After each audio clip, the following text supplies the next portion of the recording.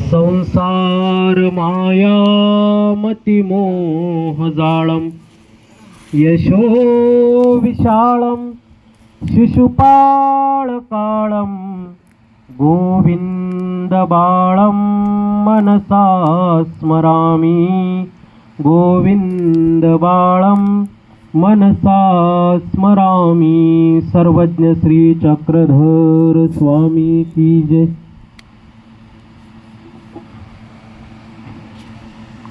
कैवल्यवासी तपस्विनी विद्याताई पातुरकर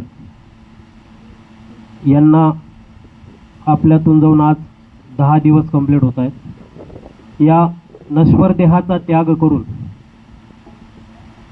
दुःखरूपी संसाराला सोडून त्या परमेश्वराच्या परमार्गाची, त्या मोक्षप्राप्तीची वाटचाल ते खऱ्या अर्थाने आपल्यातून जाऊन करत आहेत। आणि त्यानिमित्ताने या ठिकाणी या शोक सभेचं आयोजन, दशक्रिया विधीचं आयोजन केलेलं आहे।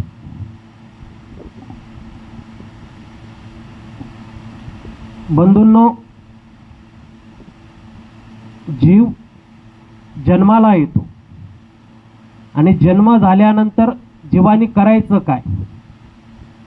तुम्ही तुमच्या जीवनामध्ये वेगवेगळे ध्येय ठेवतात, वेगवेगळ्या आशा आकांक्षा ठेवतात। प्रत्येकाचं कोणतं ना कोणतं ध्येय या ठिकाणी लागून असलेलं असतं। आई वडिलांना वाटतं की आपल्या मुलांनी शिकावं, मोठं व्हावं, चांगल्या पदावर जावं, हे आईवडिलांचं स्वप्न असतं, ध्येय असतं।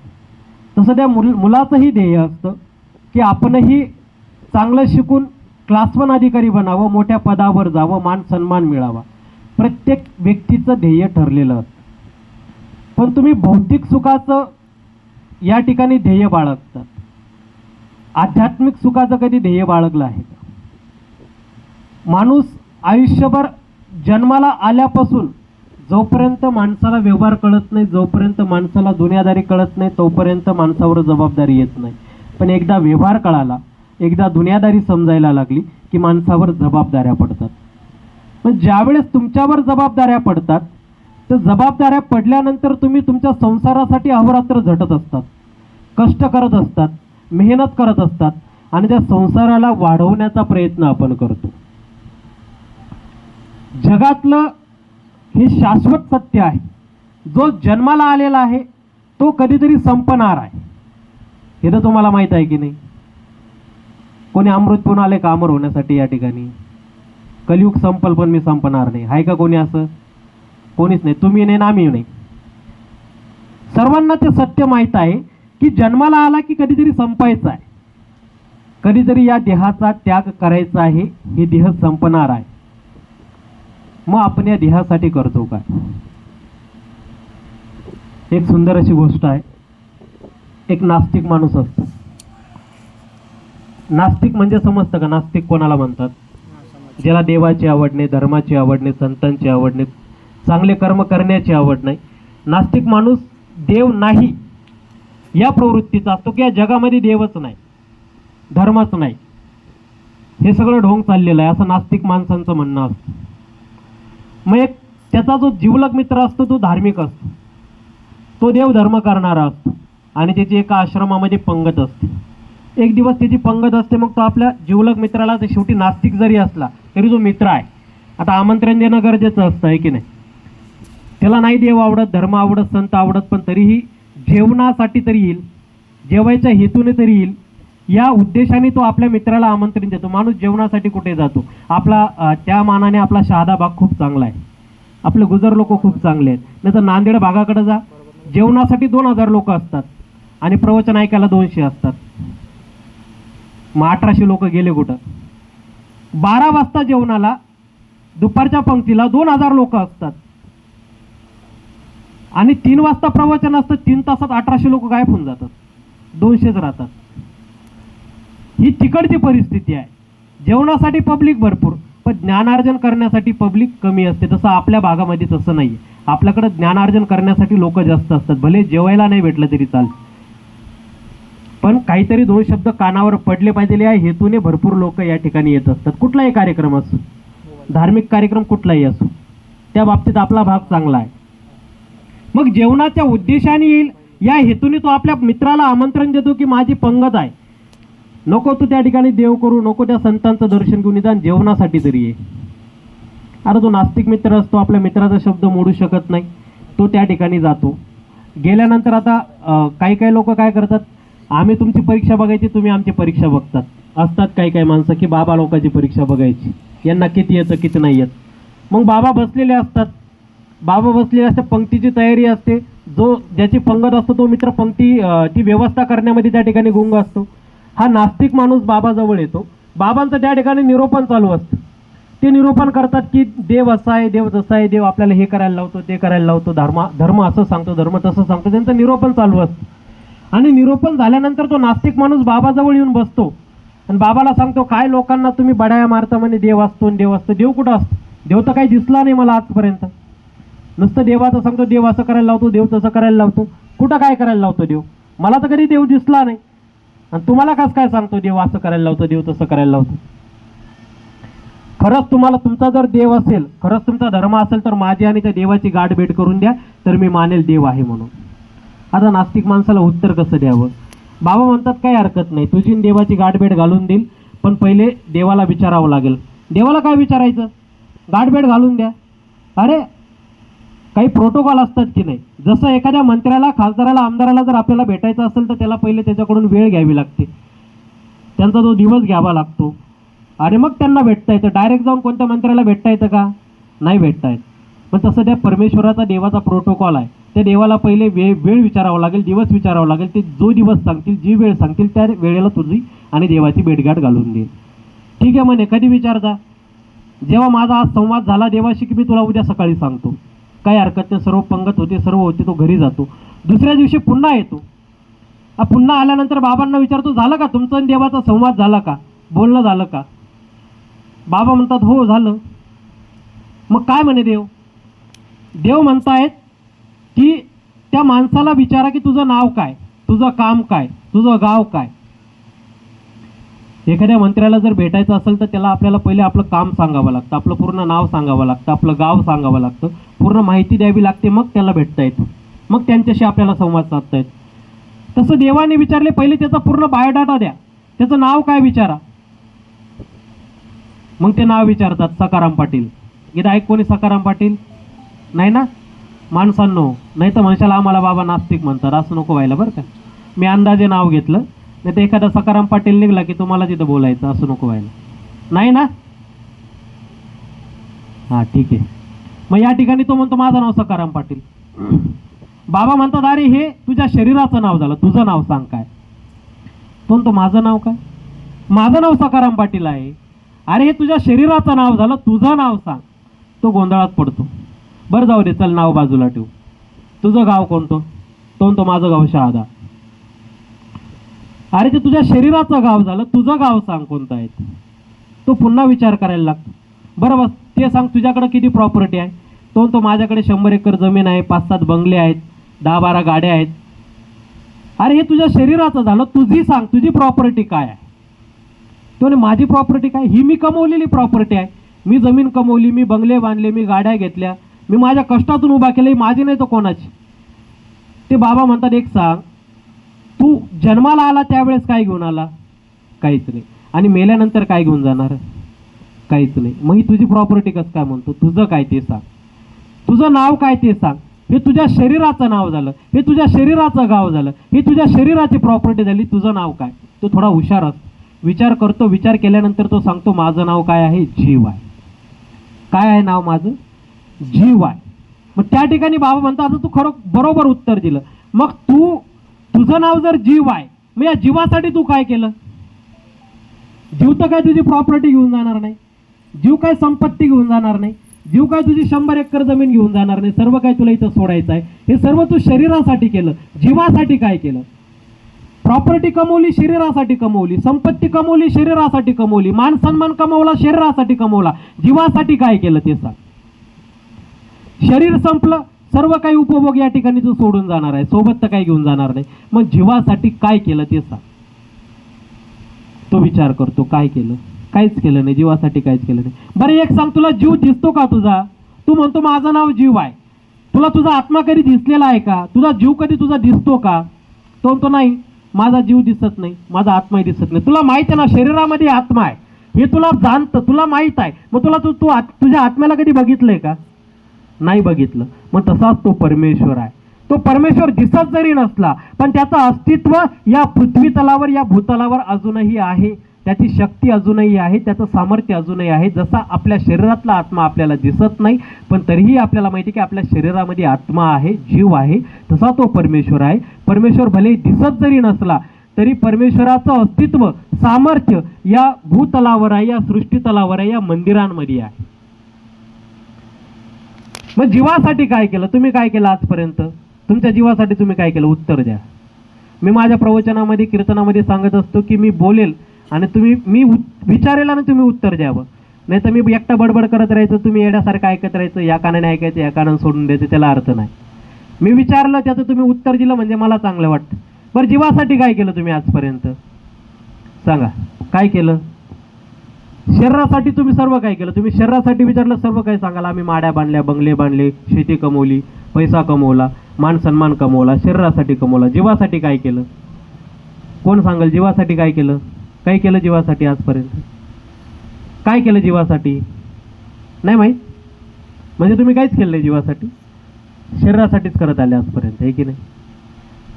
सगळं काही शरीरासाठी करतो, शरीराला नटवण्याचा प्रयत्न करतो. शरीरावर आपण 2-2, 4-4, 5-5 तोळे सोनं घालतो, त्या शरीराला सुंदर बनवण्याचा प्रयत्न करतो, हो की नाही? पण त्या शरीराला सुंदर बनवून काही अर्थ आहे का? मनाची सुंदरता महत्वाची, शरीराची सुंदरता नाही. ती आज ना उद्या ही संपणार आहे, ही कधीतरी मातीमोल होणार आहे, याची जाणीव सर्वांना आहे. जीवासाठी काय करायला पाहिजे हे महत्वाचं आहे. तुम्ही प्रत्येक गोष्टीचं ध्येय तुमच्या जीवनामध्ये ठेवतात, प्रत्येक गोष्टी तुमच्या जीवनामध्ये, संसारामध्ये तुम्ही ध्येय ठेवत असतात.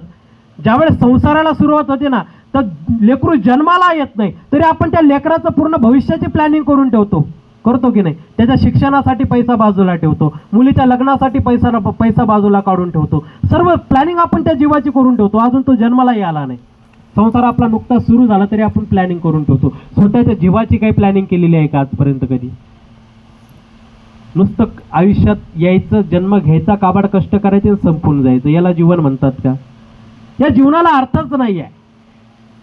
तुम्ही कमवलेला मान सन्मान, तुमचं कर्तृत्व जर चांगलं असेल तर तुमचे लोक मागे इतिहासात नाव काढतील, पण कर्तृत्व जर नसलं तर नावही निघत नाही. 10 दिवस रडून रडतात, 11व्या दिवशी तुम्ही विसरून जातात, बरोबर की नाही? भिंतीला फोटो टांगलेला असतो, त्याच्यावर 4-5 थरचं धुळच लागतं. 2-4 महिन्यांनी बघा, फोटो झटका, अर्धा 1 किलो धूळ निघेल त्याच्यातून. त्या फोटोकडे कोणी लक्ष देत नाही, भिंतीला फक्त टांगलेला असतो तो बस. 10 दिवस माणसं रडतात, 11व्या दिवशी जिकडं तिकडं सर्व होऊन जातं. कोणाचं कोणा वाचून अडत नसतं. अडतं का? नाही अडत. ज्याचा त्याचा संसार, ज्याचं जीवन हे चालू असतं. हा, दुःख, आपला माणूस आपल्यातून गेलेल्याचं दुःख आपल्याला होतं, पण ते आयुष्यभर आपण दुःख धरून बसतो का? हां, आयुष्यभर तुम्ही या घरी आता 10 दिवस या ठिकाणी आले, सर्वजण या ठिकाणी आले, सर्व सातवण केलं, 11व्या दिवशी कोणी येईल का? नाही येत. जो तो ज्याच्या त्याच्या मार्गाला लागतो. मग जीवासाठी करता काय? आल्यानंतर करायचं काय हे जाणून येणं गरजेचं आहे. आपण फक्त पैसा कमवण्यात व्यस्त असतो, आपण फक्त आपला संसार वाढवण्यात व्यस्त असतो, आपण आपल्या मनाचा मोठेपणा, मान सन्मान घेण्यामध्ये व्यस्त असतो. पण जीवासाठी काय करतो? हे सगळं शरीरासाठी करता तुम्ही, जीवासाठी काय करता? जीवासाठी करणं गरजेचं आहे. जीवासाठी तुम्हाला देवधर्म करणं गरजेचं आहे, जीवासाठी तुम्हाला स्मरण करणं गरजेचं आहे, जीवासाठी तुम्हाला भक्ती करणं गरजेचे आहे. हेच आपल्यासोबत येणार आहे. जीवासाठी तुम्हाला चांगले कर्म करणं गरजेचं आहे.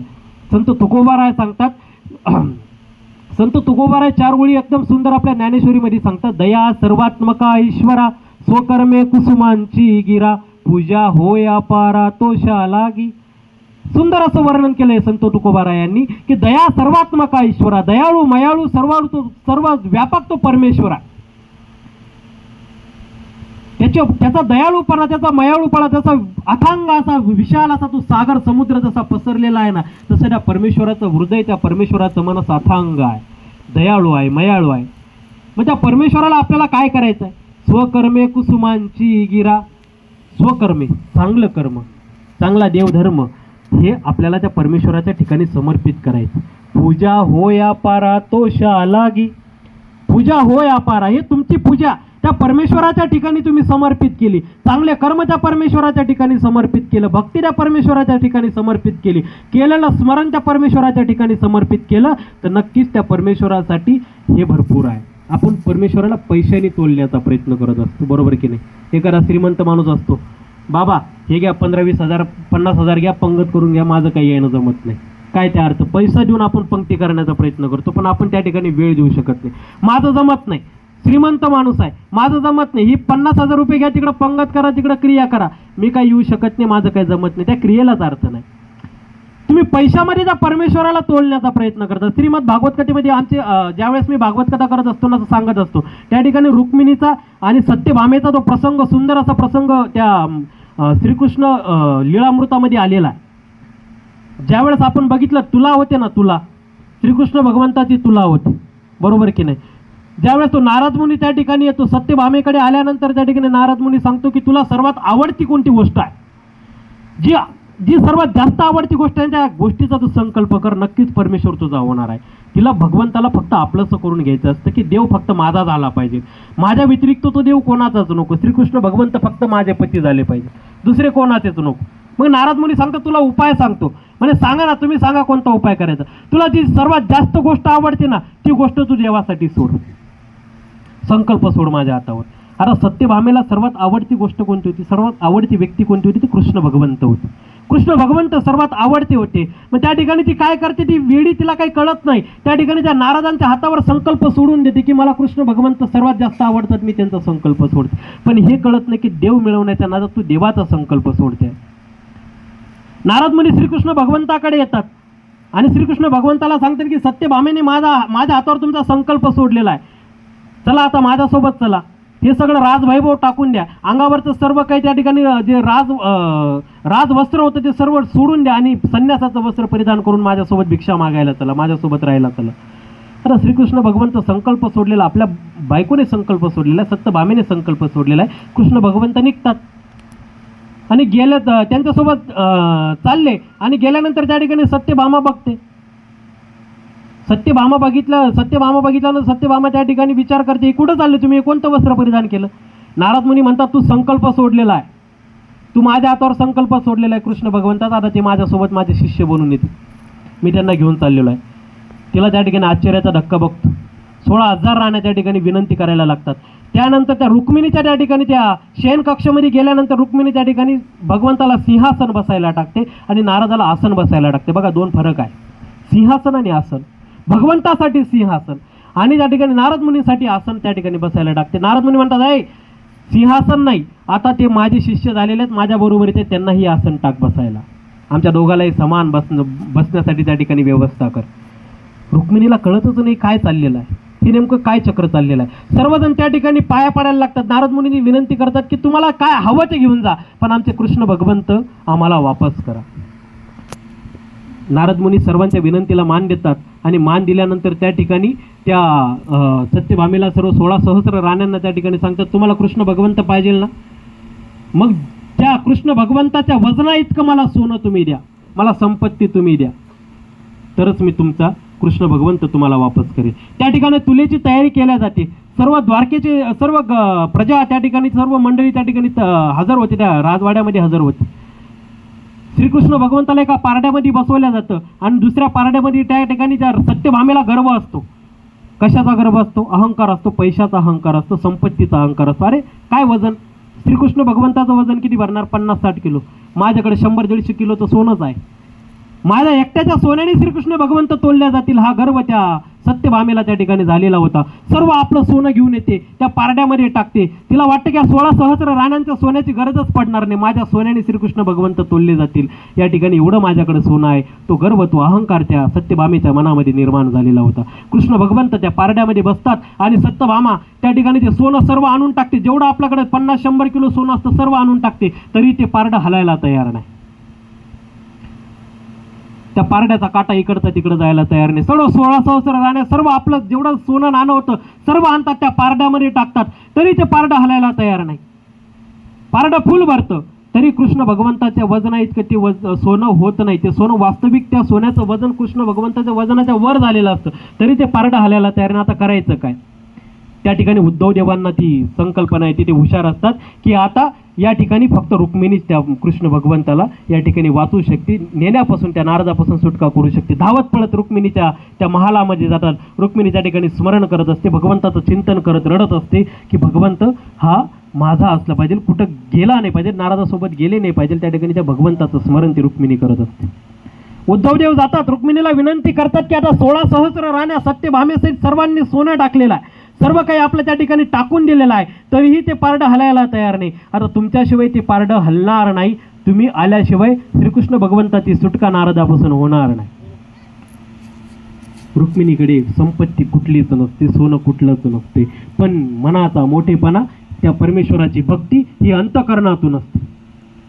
त्या परमेश्वराचा धावा अंतःकरणातून ती रुक्मिणी करत असते. ज्यावेळेस त्या महालातून त्या याच्याकडे सिंहासनाकडे जाते ना, श्रीकृष्ण भगवंताची तुला ज्या ठिकाणी सुरू असते ना, आपल्या शयनकक्षेतून जाता जाता त्या परमेश्वराचं स्मरण करत करत जाते आणि जाताना तुळशीचं एक पान फक्त तोडते.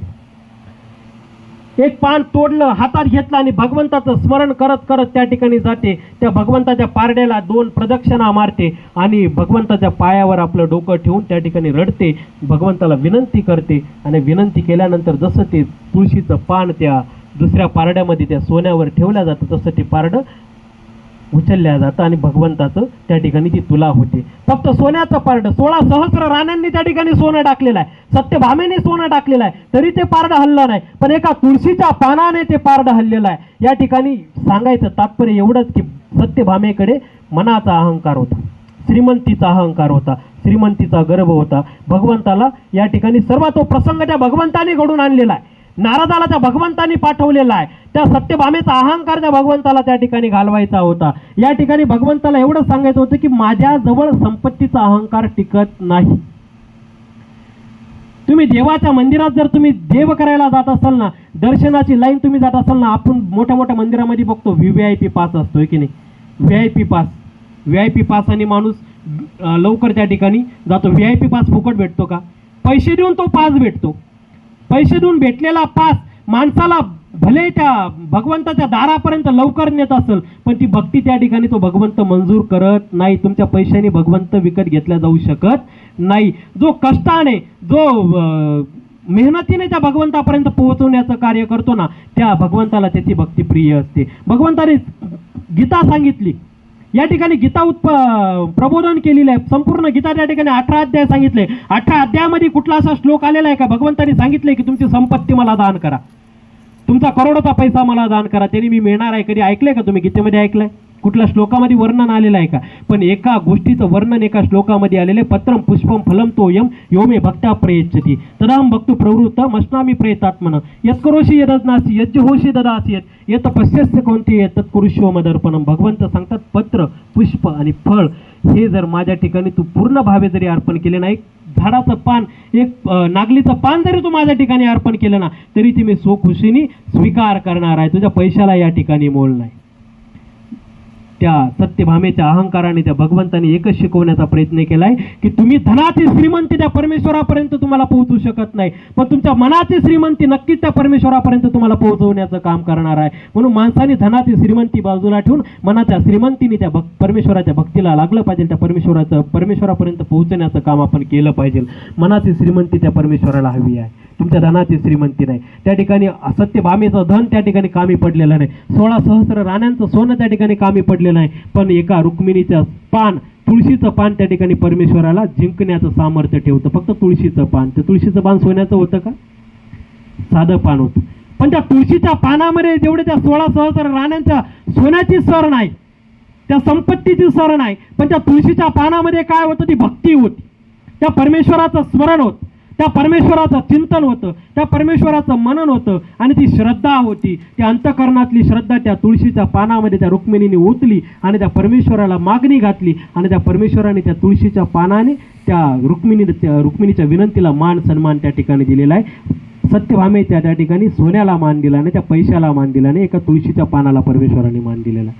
म्हणून परमेश्वर सांगतात की तुमच्या धनाची श्रीमंती तुम्ही घरी ठेवा.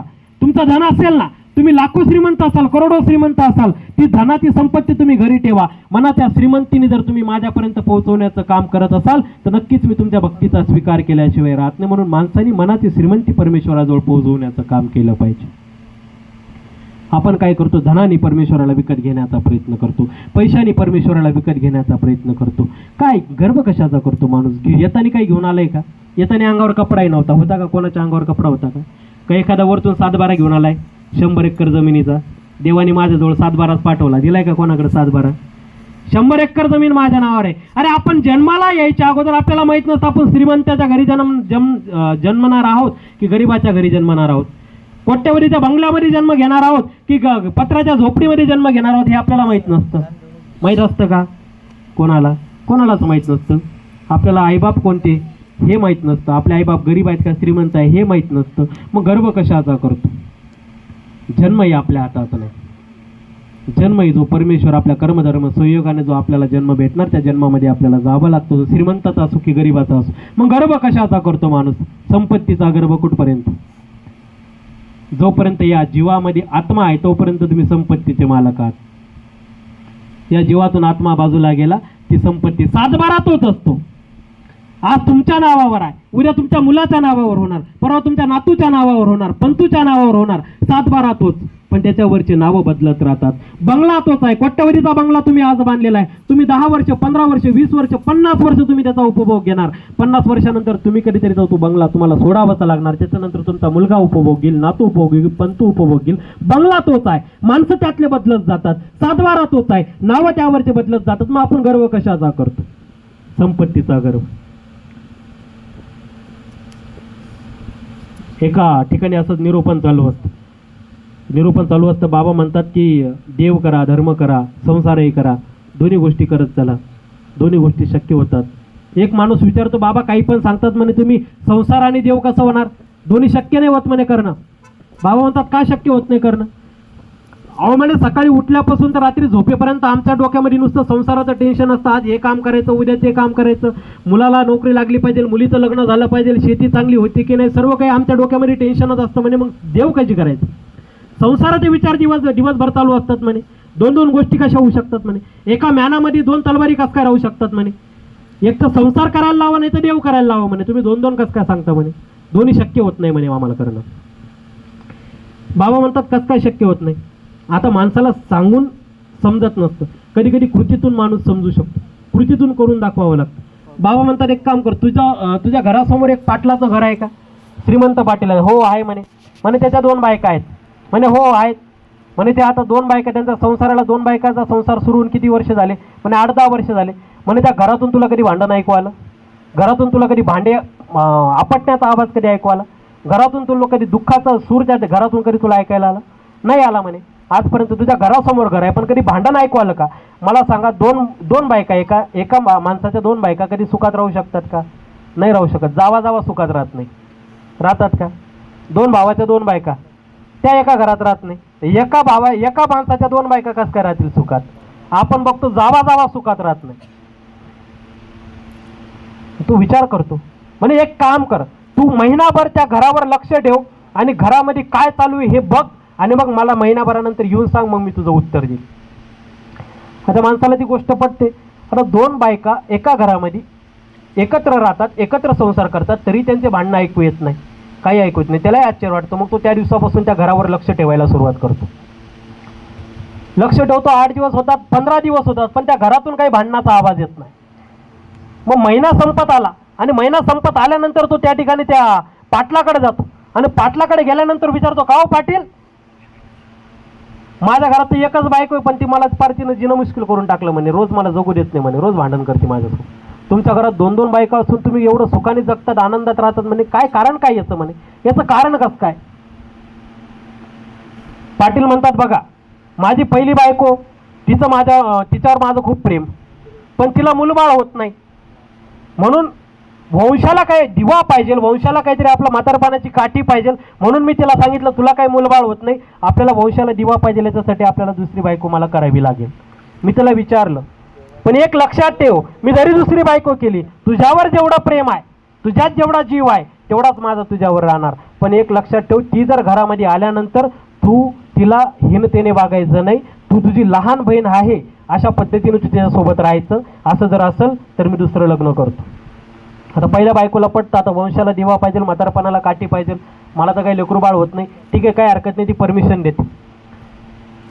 मग त्या ठिकाणी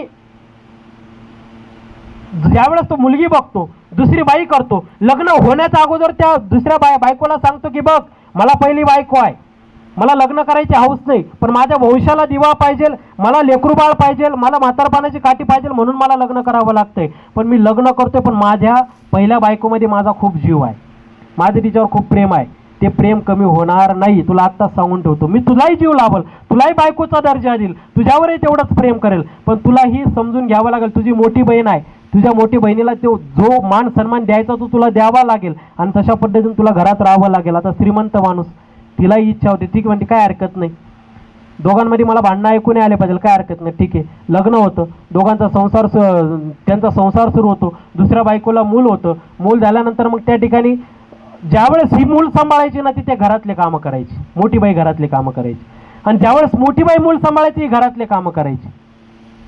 अशा पद्धतीने दोघे एकमेकाला समजून त्या ठिकाणी संसार करत होते. आणि मग पाटील याच्यासाठी सांगतो की दोघंही एकमेकांना समजून घेऊन संसार करतायत, म्हणून आमच्या घरामध्ये भांडणं झाले नाही. मग तो माणूस महिना झाला, बाबांकडे पुन्हा येतो, आणि पुन्हा आल्यानंतर बाबा विचारतात त्याचं रहस्य काय. दोघं बायका एका ठिकाणी संसार करतात, न भांडण करता, कुठल्याही गोष्टीची कटकट न करतात संसार करतात. कसं काय करतात, एका म्यानामध्ये दोन्ही तलवारी आहेत की नाही. तो सांगतो हो. मग कसं काय, म्हणे ज्यावेळेस ती लेकरू सांभाळते त्यावेळेस ती घरातले कामं करते, मोठी घरातले कामं करते, आणि मोठी जेव्हा लेकरू सांभाळते तेव्हा लहानी घरातले कामं करते. दोघींनी एकमेकांना कामं वाटून घेतलेले आहे. पण तसंच बाबा सांगतात की ज्यावेळेस तुम्ही संसार करतात ना, आपल्या शरीरामध्ये दोन गोष्टी, एक शरीर आणि एक मन आहे, बरोबर की. मन आहे की नाही प्रत्येकाला, मन आहे की नाही, तुम्हाला आहे ना. हां, शरीर आणि मन, मग या दोन गोष्टीला आपण विभाजन कसं करायचं लक्षात घ्या माणसानं. या ठिकाणी दोघांचं विभाजन कसं करायचं. तुम्ही संसार आणि परमार्थ एका वेळेला करू शकत नाही, मान्य आहे. संसार करत असताना संसारच करावा लागतो, आणि परमार्थ करत असताना परमार्थच करावा लागतो, पण या दोघांचं विभाजन कसं करायचं लक्षात घ्या. शरीर जे आहे ना, शरीराला संसारामध्ये गुंतवण्याचा प्रयत्न केला पाहिजे, आणि मनाला परमार्थामध्ये गुंतवण्याचा प्रयत्न केला पाहिजे. ज्यावेळेस आपण संसार करतो ना, त्यावेळेस परमार्थाची जी तलवार असते ना ती म्यानामध्ये ठेवायची, संसाराची तलवार हातामध्ये घेऊन संसार करायचा. ज्यावेळेस तुम्ही परमार्थ करतात ना, संसाराची तलवार म्यानामध्ये ठेवायची आणि परमार्थाची तलवार हातात घेऊन तुम्ही परमार्थ करायचा. शरीराला संसारामध्ये गुंतवण्याचा प्रयत्न करा आणि मनाला परमार्थामध्ये गुंतवण्याचा प्रयत्न करा, दोन्हीही तुम्हाला त्या ठिकाणी साधले जातील. आपण काय करतो माहिती आहे का, शरीराला तो गुंतवतो, मनालाही संसारामध्ये गुंतवण्याचा प्रयत्न करतो. म्हणून माणसाने मनाला परमार्थामध्ये गुंतवण्याचा प्रयत्न करा. जोपर्यंत तुम्ही मनाला परमार्थामध्ये गुंतवत नाही ना, तोपर्यंत तुमच्याकडून देवधर्म होणारच नाही, तुम्ही संसारच करत राहाल, तुम्ही शरीराला थकवतच राहाल. ज्यावेळेस तुम्ही परमार्थाच्या मार्गाला येतात ना, कुठेतरी देवधर्म करायला जातात ना, त्यावेळेस तुम्ही संसार बाजूला ठेवत जा. माझं नेहमी सांगणं असतो, एका दिवसाचे 24 तास असतात की नाही. रात्री झोपेपासून तर सकाळी उठल्यापासून तर रात्री झोपेपर्यंत माणूस 8 तास झोपतो, 10 तास झोपतो, 12 तास झोपतो, 12 तास काम करतो, बरोबर की नाही. 24 तास तुमच्याकडे आहेत ना, 24 तासातलं 23 तास तुम्ही संसार करा. मी तरी सांगतो, मी असं सांगत नाही की 50% संसार करा, 50% परमार्थ करा, मुळीच नाही. 80% संसार करा आणि 20% परमार्थ करा. फक्त अर्धा तास सकाळी देवाला द्यायचा, अर्धा तास संध्याकाळी देवाला द्यायचा. जास्त वेळ तुमच्याकडे आम्ही मागत नाही. 23 तास संसार करा, पण 1 तास परमार्थ तुमच्याकडून रोजचा झाला पाहिजे. जीवासाठी करा, शरीरासाठी तुम्ही कष्ट करा. संसार करता तर संसारातून तुम्हाला वरती घेऊन काहीच जायचं नाही. जायचंय काय, कपाळाला 1 रुपयात चिटकवलेला तो सुद्धा काढला जातो. शेवट माणूस संपतो ना, आयुष्यभर ज्या पाटलाने हातामध्ये अंगठी घालून गावभर पाटील मिरवला, गावभर मिरवतो, 4 अंगठ्या हातामध्ये घातलेल्या आहे, आयुष्यभर त्या अंगठ्या हातात घालून मिरवतो, अख्ख्या गावभर मिरवतो. पण शेवटच्या क्षणाला आपण कधी विचार करतोय का, जी आयुष्यभर अंगठी त्या पाटलाच्या हातामध्ये होती, शेवटच्या क्षणालाही त्याच्यासोबत जाऊ देत नाही, ती अंगठी सुद्धा आपल्या हातातली काढल्या जाते. विचार करत नाही की आयुष्यभर ती अंगठी या हातामध्ये होती, ज्या बोटाची साथ कधी त्या अंगठीने सोडली नाही, शेवटच्या क्षणाला त्या बोटाची साथ सुद्धा त्या अंगठीला सोडावी लागते. मग माणूस घेऊन काय जातो, अंगठी सुद्धा आपल्या हातात ठेवल्या जात नाही, सोबत काहीच घेऊन जात नाही.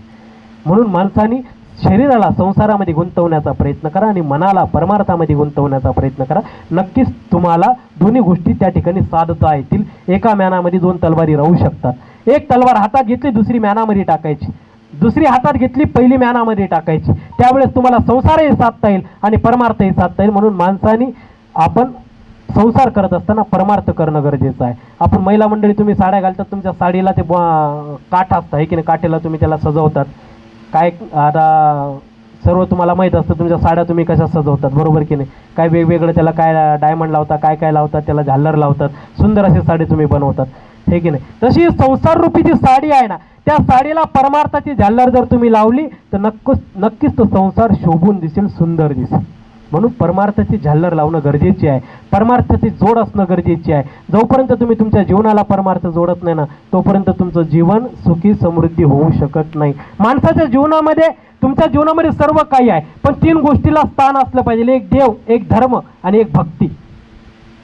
देव, धर्म आणि भक्ती जोपर्यंत तुमच्या जीवनामध्ये त्याला स्थान देत नाही, तुमचं जीवन निरर्थक आहे, व्यर्थ आहे. तुम्ही करोडो कमवा, तुम्ही लाखो कमवा, तरी तुमचं जीवन निरर्थक आहे. मी सांगतो तुम्हाला, कोरोनाच्या काळामध्ये जोपर्यंत आपण कोरोनाचा काळ सर्वांनी अनुभवला. कोरोना आला, संकट घेऊन आला, पण एक चांगली शिकवण देऊन गेला की त्याच्यासाठी करोडो कमवलेला माणूसही तेवढाच आहे आणि गरीबातला माणूसही तेवढा आहे. तुम्ही लाखो करोडो कमवले, पण त्याचं जर अवधी संपलेला असेल ना, जीवाचा अवधी संपला ना, तुमच्या करोडोला किंमत नाही. आहे का किंमत? नाही आहे किंमत. तुमच्या करोडोला किंमत नाही. काळ जेव्हा येतो ना, ज्यावेळेस आपलं आयुष्य संपतं ना, त्यावेळेस तुमचा पैसा कामी पडत नाही, तुम्ही कमवलेली संपत्ती कामी पडत नाही. डॉक्टरांनी सांगितलं की आता 2 महिने आहे बस याच्याकडं. तुम्ही सांगितलं डॉक्टर माझी संपत्ती सर्व लावतो, पण याला जिवंत करा, तरी डॉक्टर करू शकत नाही. काळाच्या पुढं कोणाचंच काही चालत नाही. वेळ माणसाची, जोपर्यंत वेळ आहे तोपर्यंत काहीतरी चांगल्या गोष्टी करून जा. एकदा तुमची वेळ संपली, तुमचा पैसाही कामी पडत नाही. एक 70 वर्षाचे आजोबा असतात, हृदयविकाराचा झटका येतो, तिसरा अटॅक असतो. त्या ठिकाणी त्यांना दवाखान्यात भरती केल्या जातं आणि भरती केल्यानंतर त्या ठिकाणी त्या आजोबांना 7 दिवस त्या ठिकाणी त्यांचं ऑपरेशन होतं, हृदयाचं ऑपरेशन केलं जातं. ऑपरेशन केल्यानंतर त्या आजोबांना 7 दिवस त्या दवाखान्यामध्ये ठेवल्या जातं. अत्यंत सुंदर असं मृत्यूच्या दाढेतून वापस आले, मरता वाचले. आणि शेवटच्या क्षणाला ज्यावेळेस डिस्चार्ज होतो ना, त्यावेळेस त्या आजोबांना डिस्चार्ज झाल्यानंतर मग दवाखान्याचं बिल त्या ठिकाणी डॉक्टरच्या आजोबांच्या हातामध्ये देतात. 7 दिवसामध्ये त्या डॉक्टरांनी त्या ठिकाणी त्या आजोबांचा सांभाळ केला, त्यांचं ऑपरेशन केलं, सर्व गोष्टी केल्या. 7 दिवसाचं बिल त्यांनी त्या ठिकाणी 7 लाख रुपये काढलेलं असतं. 7 लाख रुपये बिल बघितल्यानंतर त्या आजोबांच्या डोळ्यामध्ये पाणी येतं. तर डॉक्टरांना विचारतो की बाबा जास्त बिल झालं म्हणून डोळ्यामध्ये पाणी येते, एवढं भरण्याची क्षमता नसेल. त्या आजोबांना विचारता का रडतायत तुम्ही मृत्यूच्या दाढेतून वापस आलात, सुंदर असं जीवन तुम्हाला मिळालेलं, नवीन जन्म तुम्हाला मिळालेला, मग तुम्ही रडता का? तरी त्या आजोबांचं रडणं सुरू असतं. डॉक्टर म्हणतात बिल जास्त झालं का? 7 लाख बिल जास्त होतं का? मी कमी करतो, रडू नका. 7 लाखात 2 लाख कमी करतो, 5 लाख बिल करतो, रडू नका. तुमची भरण्याची क्षमता नसेल तर मी बिल कमी करतो.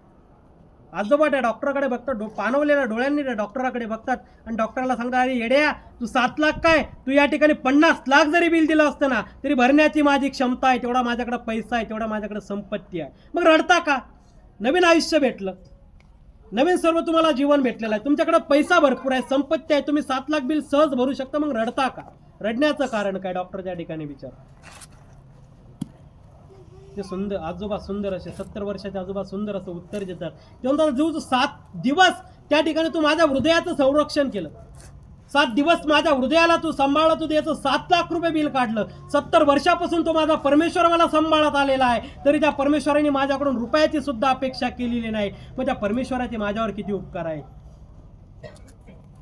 7 लाख रुपये तू माझं बिल, फक्त 7 दिवस माझ्या हृदयाचा सांभाळ केला. 70 वर्ष तो परमेश्वर माझ्या हृदयाचा सांभाळ करत आलेला आहे, तरी त्या परमेश्वराने कधी माझ्याकडे रुपया मागितला नाही, रुपयाची अपेक्षा त्या परमेश्वराने माझ्याकडून केली नाही. तरीही तो परमेश्वर मला जगवतो आहे. आणि तू 7 दिवस माझ्या हृदयाला सांभाळलं, तरी 7 लाख रुपये बिल काढलं. मी किती निर्दयी आहे की त्या परमेश्वराला कधी एक दिवस विचारलं नाही, देवा तुला काय पाहिजे, तुला माझ्याकडून अपेक्षित काय आहे? कधी त्या भक्तीच्या मार्गातून आपण त्या परमेश्वराला विचारण्याचा प्रयत्न केलाय का? देव आपल्याशी संवाद साधतो, पण आपल्याला संवाद साधता आला पाहिजे. सर्वज्ञ श्री चक्रधर स्वामी ज्यावेळेस डोमेग्रामला असतात ना, डोमेग्रामला सकाळच्या वेळेला सर्वज्ञ श्री चक्रधर स्वामी ध्यानस्थ बसलेले असतात. महाराजा देवाजवळ जाते आणि देवाला विचारते, बाबा काय चिंतन करतात तुम्ही? स्वामी सांगतात, ही श्री प्रभूची थाप चिंतन. नंतर पुन्हा महाराजा या ठिकाणी प्रश्न विचारला, अनेक काय चिंतन करतात? देव सांगतात, सकळ जीवा ते चिंतित. परमेश्वरही आपल्या सकळ जीवाचं चिंतन करत असतात, पण परमेश्वराला भक्ताला त्या परमेश्वराशी संवाद साधता आला पाहिजे. देवही आपल्याशी बोलतो, देवही आपल्याशी संवाद साधतो, पण आपल्याकडे ती भक्ती पाहिजे, ती पात्रता पाहिजे, आपल्या अंतःकरणामध्ये ती श्रद्धा पाहिजे. जी श्रद्धा जर आपल्या अंतःकरणामध्ये असेल ना, भक्ती आपल्या अंतःकरणामध्ये असेल ना, नक्कीच तो परमेश्वर आपल्याशी संवाद साधतो. आपल्याला त्या परमेश्वराला आपल्याकडून काय पाहिजे असतो? संपत्ती मागतो का? पैसा मागतो का तुमचा? सांगतो का मी तुला संपत्ती दिली, अर्धा वाटा मला दे, माझ्या नावावर कर, म्हणतो का देव कधी? अरे त्या देवाने दिलंय, त्या देवाकडे काय मागायचं? तो देव काय आपल्याला मागणार? त्या देवाला आपण काय देणार? आपली तेवढी पात्रताच नाही, आपली तेवढी लायकीच नाही की आपण त्या देवाला देऊ शकतो. आपण त्या देवाला देण्यासाठी काय द्यायचं असेल ना, तर आपल्याला त्या देवाला फक्त भक्ती द्यावी लागेल, अंतःकरणातली श्रद्धा त्या ठिकाणी परमेश्वराजवळ समर्पित करावी लागेल. हे त्या भक्ताला अपेक्षित आहे. तुमची संपत्ती अपेक्षित नाही, तुमची धनदौलत अपेक्षित नाही, तुमची फक्त भक्ती त्या परमेश्वराला त्या ठिकाणी अपेक्षित आहे. म्हणून माणसाने परमेश्वराची भक्ती आपण अंतःकरणातून केली पाहिजे. आपण संसार करत असताना परमार्थ साधण्याचा प्रयत्न केला पाहिजे. आपण फक्त संसारच करत जातो. एक मन आहे, जन्माला आला हेला पाणी वाहू मेला, आहे की नाही? जन्माला यायचं, संसार करायचं, कष्ट करायचे, एक दिवस संपून जायचं. काय केलं? वरती जाऊन काय सांगणार? कष्ट केले फक्त बस संसारासाठी. हे शरीर संपलं, या शरीरासाठी झटत राहिलो, जीवासाठी काहीच केलं नाही. जे शरीर संपणार त्या शरीरासाठी झटत राहिलो, हे उत्तर देणार का आपण वरती? त्या ठिकाणी त्या पाप पुण्याचा लेखाजोखास, चांगल्या आणि वाईट कर्माचा लेखाजोखास. म्हणून माणसाने आपण कमवताना काय कमवतो आणि काय कमवलं पाहिजे याचं ज्ञान आपल्याला असणं गरजेचं आहे. तुम्ही संपत्ती कमवा, तुम्हाला तुमचा संसार, तुम्ही संसारात पडले, तुम्हाला संसार पार करणं गरजेचं आहे, यात काही शंका नाही. संसार करावाच लागतो. एक माणूस बाबाजवळ एका संतांजवळ गेला आणि संतांजवळ गेल्यानंतर त्या संतांच्या पाया पडला आणि त्यांना सांगता, त्या बाबाला म्हणतो, बाबा तुमचा त्याग किती मोठा आहे, तुम्ही खरंच मोठे त्यागी आहात, मला तुमचं दर्शन घेऊ द्या, तुमचा त्याग खूप मोठा आहे. बाबा म्हणतो, माझा त्याग मोठा आहे? म्हणे मग कस काय त्याग मोठा आहे माझा?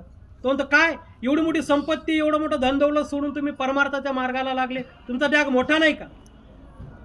बाबा म्हणतो, मग त्या अर्थाने मी तुझ्या पाया पडायला पाहिजे, तुझा त्याग माझ्याही पेक्षा मोठा आहे. अरे त्या संसारिक माणसाला आश्चर्य वाटतं, माझा त्याग मोठा? मी तर काहीच त्याग केला नाही, माझा त्याग कसं काय मोठा? तो बाबाला विचारतो, तुमच्यापेक्षा माझा त्याग कस काय मोठा? मी म्हणतो तुमचा त्याग मोठा, तुम्ही म्हणता माझ्यापेक्षा तुझा त्याग मोठा आहे, तुझ्या मी पाया पडायला पाहिजे. मला आश्चर्य वाटतं, बाबा माझा त्याग कसा मोठा? बाबा त्या ठिकाणी सांगतात, अरे माझा त्याग तो छोटा आहे. म्हणे कस काय छोटा आहे? म्हणे मी एवढ्या मोठ्या परमेश्वरासाठी एवढसा संसार त्यागलेला, छोटासा संसार मी त्यागून गेला एवढा मोठा परमेश्वरासाठी. मग माझा त्याग मोठा कस काय? अरे येड्या, तू एवढा मोठ्या परमेश्वराला या छोट्याशा संसारासाठी त्यागलेला आहे, मग त्याग कोणाचा मोठा आहे सांगा बरं? आमचा त्याग मोठा की तुमचा त्याग मोठा?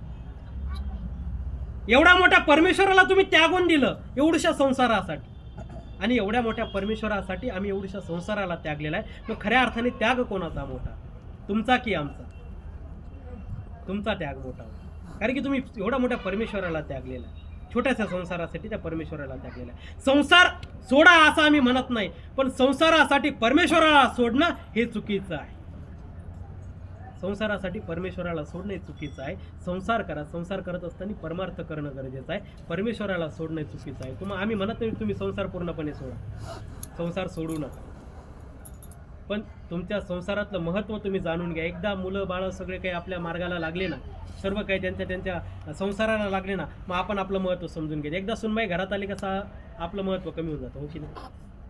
होतं की नाही कमी? मला सांगा, आज आपल्या घरामध्ये सून आली, सासूचं महत्त्व आहे का कोणी? असं सून माझ्या म्हणण्याप्रमाणे प्रत्येक शब्द ऐकते अशी कोणती सासू आहे का? हात वर करा.